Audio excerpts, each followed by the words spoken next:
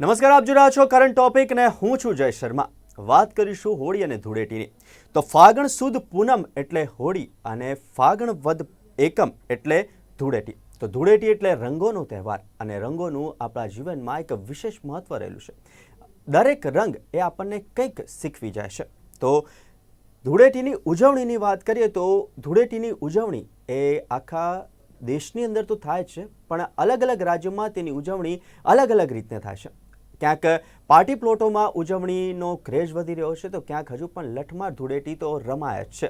તો કેવી રીતના ક્યાં ઉજવણી કરાય છે, તેની પાછળના શું મહત્વ રહેલા છે, અને સાથે જ ધૂળેટી પર્વ કેમ ઉજવવામાં આવે છે અને તેનું મહત્વ, આ વિશે ચર્ચા કરીશું. અને આ વિશે ચર્ચા કરવા માટે આપણી સાથે જોડાયા છે આશુતોષ આચાર્ય, કે જેઓ જ્યોતિષ આચાર્ય છે. આશુતોષભાઈ, આપનું સ્વાગત કરું છું કરંટ ટોપિકમાં.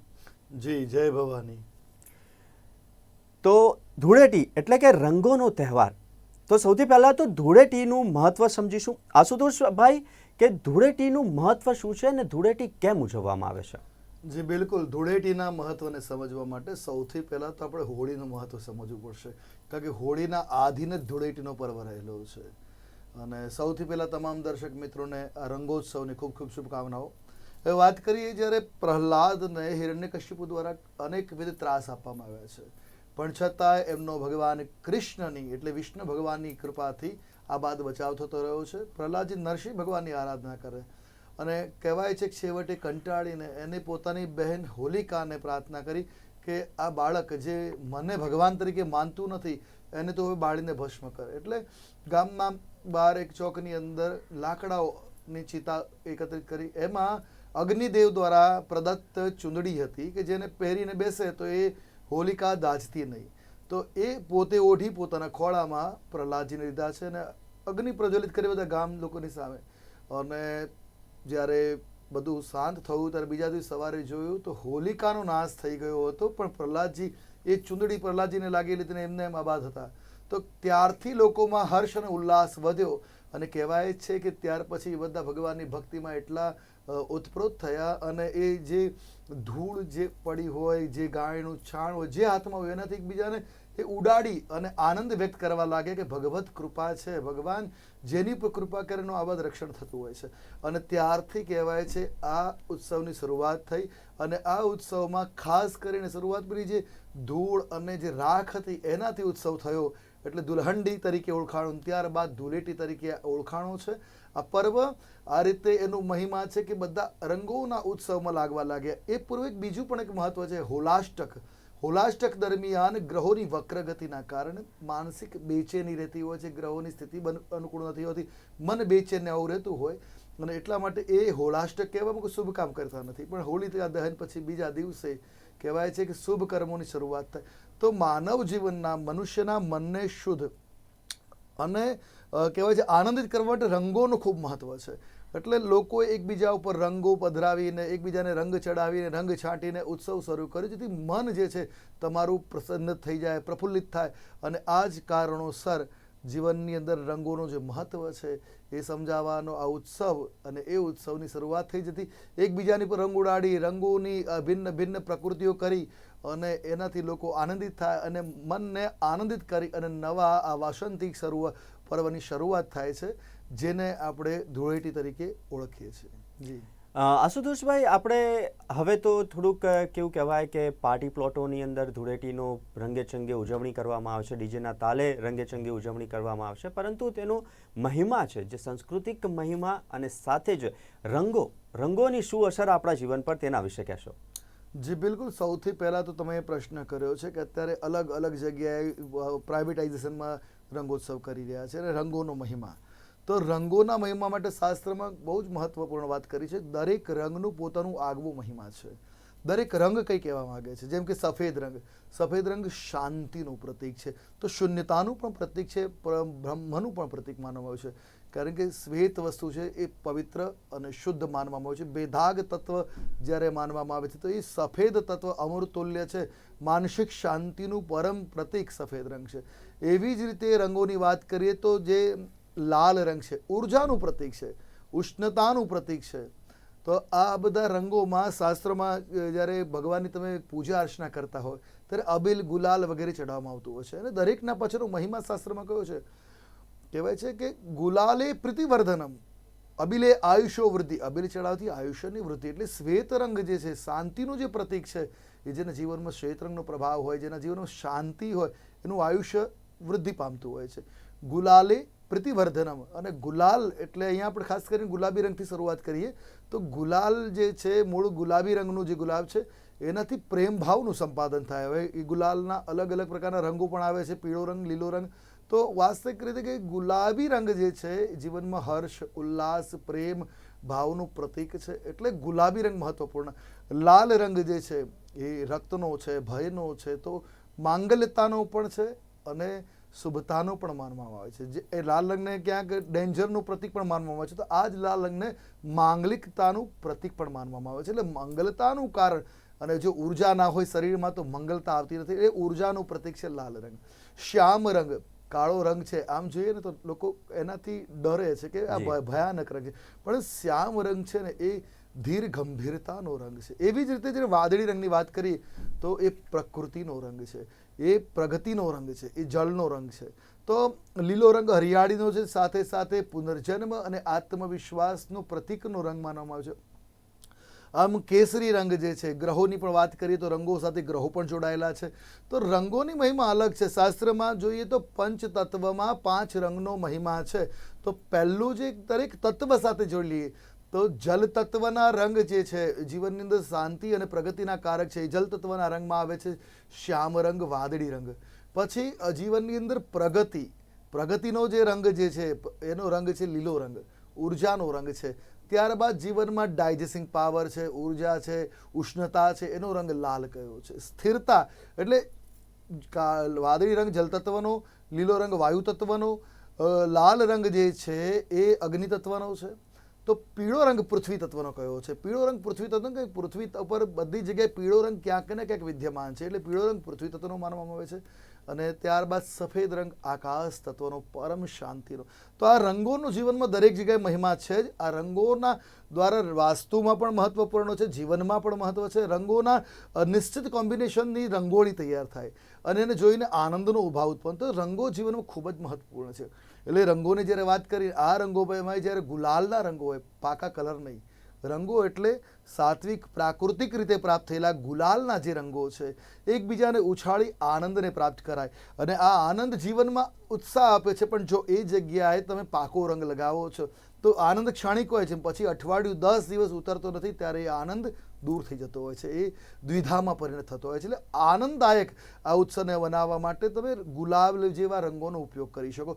અલગ અલગ પ્રકારના ગુલાલ મળે છે રંગોના, તો એનો પ્રયોગ પ્રાકૃતિક રંગોનો કરી શકાય. આ પ્રાકૃતિક છે. હવે વાત કરી કે અલગ અલગ લોકો હવે પોતાના ફળિયામાં નહીં, પોતાના ફ્લેટ આગળ નહીં, કે ગઢ સોસાયટીમાં નહીં, પણ હવે લોકો જે છે પાર્ટી પ્લોટ જેવી જગ્યાઓમાં જઈને રમે છે. એની પાછળના પણ ઘણા બધા કારણો છે.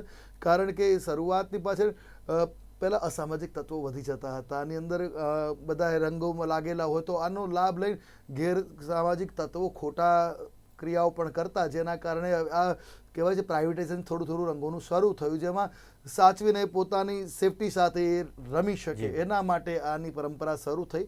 પણ પ્રાકૃતિક દ્રષ્ટિએ જોઈએ તો ધર્મના ભાવમાં જો દરેક વ્યક્તિ ધર્મનો ભાવ જોડાતો હોય તો આ ઉત્સવ શાંતિથી થઈ શકે, કારણ કે આ ઉત્સવ આનંદનો છે. અને એટલે જ ઘણી વખત કહેતા હોય છે રંગ ઉડાડતે બુરા ન માનો હોલી હે. તો આ હોળી જે છે એ જીવનની અંદર નેગેટિવિટી દૂર કરી હર્ષ અને ઉલ્લાસને વધારવાનો પર્વ એટલે રંગોનો પર્વ. જી, રંગોનું મહત્વ સમજાયું જ્યોતિષાચાર્યએ. તો હવે સાથે જ ગ્રહોનું મહત્વ પણ વિશેષ રહેલું છે આ દિવસે, તેને લઈને શું કહેશો? જી બિલકુલ. કારણ કે અષ્ટ દિવસ જે હતા હોલાષ્ટકમાં, એમાં તમામ ગ્રહોને વક્ર દ્રષ્ટિમાં માનવામાં આવે છે. એના કારણે તે દિવસોમાં માનસિક બેચેનીમાં ખાસ કરીને ચંદ્રની સ્થિતિ અનુકૂળ રહેતી નથી. એટલે કહેવાય ને ઘણાને હોળાષ્ટક પહેલાં બેચેનીનો અનુભવ થયો હોય છે. અને એ જ વસ્તુ આ ધૂળેટીના દિવસે એ ચંદ્રમાની શુભતાની સ્થિતિ બને. ગ્રહો પોતાની રાશિની અંદર એ શુભ સ્થિતિમાં આવે, એક પૃથ્વીની એ ધૂરી બદલાય છે સૂર્યની સામેની, તો એ સમયમાં આનંદની વૃત્તિ થાય. તો ચંદ્ર માટે જે ગ્રહોના રંગોની વાત કરવામાં આવે તો ચંદ્ર માટે શ્વેત રંગ છે, પવિત્ર વસ્તુઓ છે, જળ ખાલી જલ છે, આનાથી પણ એકબીજાને ભીંજવી શકાય. તો એ ચંદ્ર પ્રસન્ન જે રંગોને જેમ કે કેશુડાના પુષ્પ છે એ જળમાં પધરાવી એનાથી જો રંગોત્સવ રમીએ તો એનાથી ગુરુ અને ચંદ્ર બંને અનુકૂળ થાય છે. તો એના માટે હવે વાત કરીએ શનિ ગ્રહને અનુકૂળ કરે, કારણ ઘણા લોકોને શનિની પનોતી માર્ચ મહિનાની 29 કે ઉતરે પણ છે, પણ જે લોકોને શરૂ પણ થઈ રહેશે તો શનિની અનુકૂળતા મેળવવા માટે પાણીની સાથે અથવા તો ખાલી વાદળી રંગ એકલો લઈ શકાય તો વાદળી રંગ દ્વારા રમવાથી જેને આપણે ગળી કહીએ છીએ એવા રંગોથી રમી શકાય, જેનાથી શનિ ગ્રહ અનુકૂળ બને છે. આ ઉપરાંત ગૌમૂત્ર ગૌચરણથી પણ હોળી રમી શકાય, જેના દ્વારા શરીરની જે ગરમી છે કે ચામડીની બીમારી છે એ દૂર થતી હોય છે. તો એટલે ગુરુ પણ એનાથી અનુકૂળ બનતો હોય છે. તો દરેક ગ્રહ ક્યાંક ને ક્યાંક હોળીના પર્વમાં રંગ રમવાથી પણ ગ્રહોની શાંતિના ઉપાય થઈ જતા હોય છે. કારણ કે જ્યારે દરેક ગ્રહની વાત કે સૂર્યનો કેસરી રંગ છે, તો ચંદ્રનો સફેદ રંગ છે, ગુરુનો પીળો રંગ કયો છે, બુધનો લીલો રંગ કયો છે, શુક્ર માટે સફેદ રંગ છે, ત્યારબાદ શુક્રમાં થોડો ક્રીમ રંગ ગુલાબી રંગ પણ એડ કરી શકાય. આ રંગો શુક્રના છે જે વૈભવના છે. શનિ માટે તમામ ઘેરા રંગો કયા છે, તો રાહુ માટે કથ્થઈ રંગ કયો છે, ને કેતુ માટે બધા જ રંગનું કોમ્બિનેશન. તો આ દિવસોમાં આપણે બધા જ અલગ અલગ રંગથી જ્યારે એકબીજાને રંગોત્સવ રમતા હોય તો બધા ગ્રહ સ્વતઃ અનુકૂળ બની જતા હોય છે. ઘણા લોકો રંગોથી પરહેજ કરતા હોય છે, પણ જો સામાન્ય રીતે પણ રંગોનો ઉત્સવ કરી નાખવામાં આવે, વધારે નહીં તો કલાત્મક તિલક પૂરતું પણ જો એ દિવસે રંગોનો પ્રયોગ કરવામાં આવે તો તમામ ગ્રહોની કહેવાય સકારાત્મક ઉર્જાને પ્રાપ્ત કરી શકાય છે. જી હા, આશુતોષભાઈ, તમે રંગોનું મહત્વ સમજાવ્યું, ગ્રહોની સ્થિતિ વિશે વાત કરી. ગ્રહોની સ્થિતિ જે છે તે વક્ર બનતી હોય છે, તો રંગોથી પણ ગ્રહોનું આપણે જે છે જે ક્ષતિઓ રહેતી હોય છે તેનું નિરાકરણ લાવી શકતા હોય છે. તો હવે એ સમજાવો કે શાસ્ત્રોક્ત રીતે ધૂળેટીની ઉજવણી કેવી રીતે કરવી જોઈએ? જી બિલકુલ, શાસ્ત્રોક્ત વિશે જ્યારે વાત કરવામાં આવે ધૂળેટીની ઉજવણી, સામાન્ય રીતે આપણે શું છે ઉઠીને સીધા નાયા ધોયા વગર ધૂળેટીમાં રંગો રમવા ચાલે જતા હોય છે, પણ શાસ્ત્રમાં કહ્યું છે સૌથી પહેલાં સ્નાનાદિ નિવારી કરી અને ભગવાન ઘરમાં તમારા ઘરમાં જે ઠાકોરજી હોય, માતાજી હોય કે જે ઈશ્વર છે એની સાથે સૌથી પહેલાં ગુલાલ રમવું જોઈએ. એમને ભગવાનને સ્નાનાદિ કરાવી ગુલાલ ચડાવવું. ઘરના વડીલો છે એમના ચરણ સ્પર્શ કરી એમને ગુલાલનો ટીકો અવશ્ય કરવો જોઈએ. ચરણમાં લગાવો કે ગાલ ઉપર લગાવો કે મસ્તકમાં લગાવો, એમની ઈચ્છા હોય તો વધારે લગાવી શકો, ન તો કેવલ મર્યાદા પૂરતું કે એમને તિલક પૂરતું કરી શકાય છે. કારણ કે ઘણા લોકોને રમવાની ઈચ્છા પણ હોતી હોય છે વૃદ્ધોને, તો તમે એમની સાથે રમી શકો છો, પણ સામાન્ય જો ઈચ્છા ના હોય તો ટીકો અવશ્ય લગાવી દો. આમ એમના આશીર્વાદ લઈને પછી રંગોત્સવ માટે જવું જોઈએ. આમ તો કહેવાય છે શાસ્ત્રની દ્રષ્ટિએ તો સફેદ વસ્ત્ર ધારણ કરીને રંગોત્સવ રમવો જોઈએ, પણ પરંપરા પ્રમાણે નવા વસ્ત્ર ખરાબ થઈ જશે એ ભાવ સાથે આપણે જૂના વસ્ત્રો સાથે પણ રંગોત્સવ કરતા હોય તો કોઈ વાંધો નથી, પણ નાહી ધોઈ પવિત્ર થવું પહેલાં જરૂરી છે. અને ત્યારબાદ વડીલોની ઈશ્વરના આશીર્વાદ લઈને પછી તમે મિત્રોની સાથે તમારી સમાન ઉંમરની વ્યક્તિઓ સાથે મસ્તીપૂર્વક વ્યવહાર કરીને રંગોત્સવ રમી શકે. રંગોત્સવની સાથે એક વસ્તુ મર્યાદા શાસ્ત્રમાં કહી છે કે એક મર્યાદા છે, એને અવશ્ય ધ્યાન રાખવું જોઈએ. એ રીતે રહી અને તમે રંગોનો ઉત્સવ રમી શકો એ પ્રકારના શાસ્ત્રના વચન. તો શાસ્ત્રની પદ્ધતિ આ જ છે કે સૌથી પહેલાં નાહી ધોઈ પવિત્ર થઈ ઘરમાં તમારા ઈશ્વરને સાથે રંગોત્સવ કરો, વડીલોના આશીર્વાદ રંગો એમના ચરણમાં કે ગાલ ઉપર લગાવી લો અને પછી તમે રંગોત્સવ મિત્રો સાથે કરી શકો છો. જી આશુતોષભાઈ, હવે ગ્રહોની સાથે કેવી રીતના રંગોનું મહત્વ બી સમજાવ્યું, સાથે જ કેવી રીતના ઉજવણી કરવી જોઈએ શાસ્ત્રોક્ત વિધિ પ્રમાણે, પણ હવે ધૂળેટી પર્વ છે તેની સાથે ધર્મ સાથે જોડાયેલી છે ને સાથે દાન દક્ષિણાને લઈને પણ જોડાયેલી છે. તો કેવી રીતના ધૂળેટીની ઉજવણી કરવી જોઈએ, ક્યાં દાન કરવું જોઈએ, કેવી રીતના દાન કરવું જોઈએ? સામાન્ય રીતે તો છે આ ધૂળેટી પર્વના દિવસે ઉત્સાહ આનંદનો વિષય છે. તો આનંદના વિષયમાં તમે નાના નાના બાળકોને ખાસ કરીને ધૂળેટીમાં આ દાન જે કરવામાં આવતું હોય નાના બાળકોને ખુશ કરવાનો જ મહિમા છે. કારણ કે આ દિવસે વિશેષ બીજા દાન નથી વર્ણવ્યા, પણ નાના બાળકોને ખુશ કરવા માટે એમને રંગો આપી શકે, એમને કંઈક દ્રવ્ય આપીને પણ ખુશ કરી શકાય. કદાચ નાનપણમાં તો જોયું હશે કે તમે નીકળતા રસ્તા પર રોડ ઉપર બાળકો આવી જાય પિચકારીઓ કે રંગો લઈને, ધન આપો થોડું ઘણું તો તમને મુક્ત કરે ને તો છાંટી દે. તો એ રીતે આ બાળકોને ઉત્સાહ કરવાનો દિવસ છે. તો ઉત્સાહમાં તમે દાન દક્ષિણા તમારા સામર્થ્ય પ્રમાણે બાળકોને ખુશ કરી શકો. જ્યારે આ દિવસ શું છે કે આનંદનો છે, તો આનંદને પ્રાપ્ત કરવા માટે દાન કરવાથી મન પ્રફુલ્લિત બને. હવે વાત કરીએ મહત્વના દાનોની. તમે આ દિવસોમાં કોઈ વૃદ્ધાશ્રમમાં, કોઈ અનાથાશ્રમમાં, કોઈ ધર્માદિ સંસ્થાઓ ચાલતી હોય એવી જગ્યાએ કંઈક દાન આપો, ત્યાં જઈને થોડો સમયનું દાન આપો, તો આ બહુ મહત્વપૂર્ણ છે. એ ઉપરાંત હવે વાત કરીએ તો દરેક આપણી સંસ્કૃતિમાં દાન પુણ્ય અને પૂજા દરેક ઉત્સવ સાથે જોડાયેલા છે. તો ગૌ સેવા કરવી જોઈએ, ગાયને ઘાસચારો ખવડાવવો જોઈએ. ખાસ કરીને તો કહ્યું છે શાસ્ત્રમાં, શ્રીમદ ભાગવતમાં કહ્યું છે, ભગવાન કૃષ્ણની સાથે હોળીની વાત કરે, એમને જ્યારે અવતરણ થયું છે એ દિવસે સમાચાર મળતા જે ગોકુળના જે ગોપ ગોપિકાઓ તો ગાયના દહીં, દૂધ, છાણ વગેરેથી, ગોજરણથી હોળી રમ્યા હતા. તો કેવું તત્પર છે, ગાયના જે રસ છે એનો પણ એકબીજા ઉપર છંટકાવ કરવામાં આવે, કે દૂધ, નવનીત વગેરે, તો એ પણ મહત્વપૂર્ણ માનવામાં આવ્યું છે. તો ગાયોની સેવા કરવી જોઈએ, ગૌદાન કરવું એટલે ગાયોને ઘાસચારાનું દાન અત્યારે કળિયુગમાં મહત્વપૂર્ણ છે. તો ગાયને નિર્વાહપૂર્વક ગૌશાળામાં જઈ દાન કરવું જોઈએ. તો તમારે નજીકમાં કોઈ ગાય હોય તો એને ઘાસચારો અવશ્ય ખવડાવવો જોઈએ. તો આ રીતે દાન પુણ્ય કરી શકાય. સવાર તો તમે કદાચ તમારા ઉત્સવોમાં કે રમવામાં લિપ્ત હશો, પણ જ્યારે બપોર પછીનો સમય છે ત્યારે પણ તમે ગૌશાળામાં કે દેવ મંદિરમાં દર્શન અવશ્ય કરવા જાઓ. અને ખાસ કરીને જ્યારે રંગોત્સવ હોય ત્યારે કૃષ્ણ સાથે જોડાયેલો છે, તો કૃષ્ણ મંદિરમાં દર્શન કરવા, કારણ કે ભગવાન કૃષ્ણ સાથે જ ઘણી બધી વાતો હોળી ધૂળેટી જોડાયેલી છે, જેમ કે મથુરાની લઠમાર હોળી વગેરે બધું કૃષ્ણ સાથે જોડાયું. તો કૃષ્ણ મંદિરમાં દર્શન અવશ્ય કરે, અને દર્શન કરવાથી તમારા મનના જે ભાવો છે એ વધારે આનંદિત અને શાંત થતા હોય છે. તો આ દિવસોમાં આ રીતે તમે દાન, પુણ્ય, પૂજન, દર્શન, વંદન કરી અને તમારા દિવસને ઉજવી શકો છો. જી, જે રીતના આપે કૃષ્ણ ભગવાનનો ઉલ્લેખ કર્યો, અલગ અલગ જગ્યાએ અલગ અલગ રીતના ધૂળેટી ઉત્સવ ઉજવવામાં આવે છે, મનાવવામાં આવે છે હર્ષોલ્લાસ સાથે.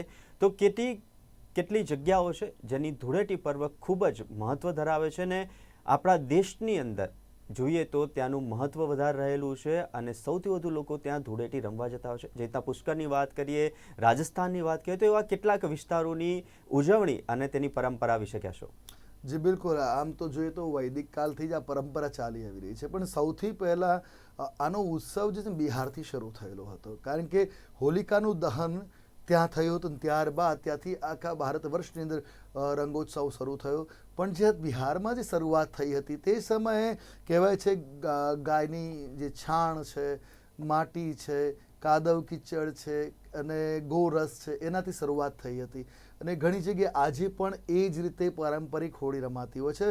હવે મહત્વ કરી કૃષ્ણકાળ, હવે જેની વાત કરવામાં આવે કે જ્યાં આગળ પરંપરામાં નવો બદલાવ આવ્યો.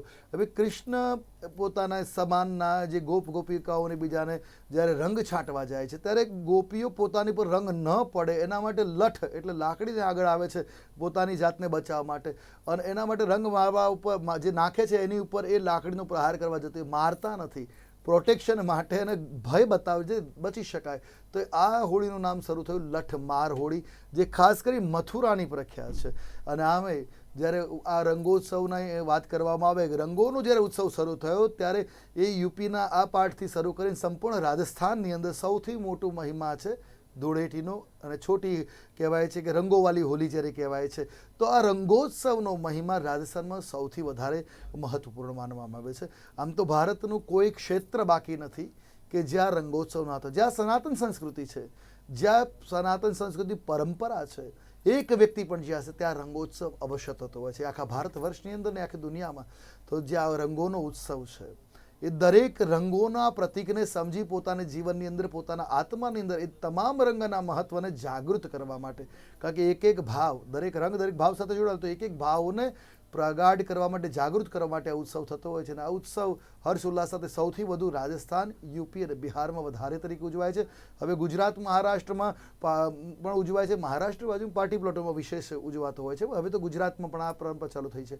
તો કહેવાનું તાત્પર્ય છે કે આ રંગોનો ઉત્સવ આખા ભારત વર્ષની દક્ષિણમાં જાઓ તો પણ ઉજવાય છે, અને કાશ્મીરમાં જાઓ તો પણ ઉજવાય છે. જી, સમગ્ર દેશ અને આમ તો જોવા જઈએ તો વિશ્વમાં જ્યાં જ્યાં ગુજરાતીઓ છે ત્યાં તો રંગોત્સવ ઉજવાય જ છે.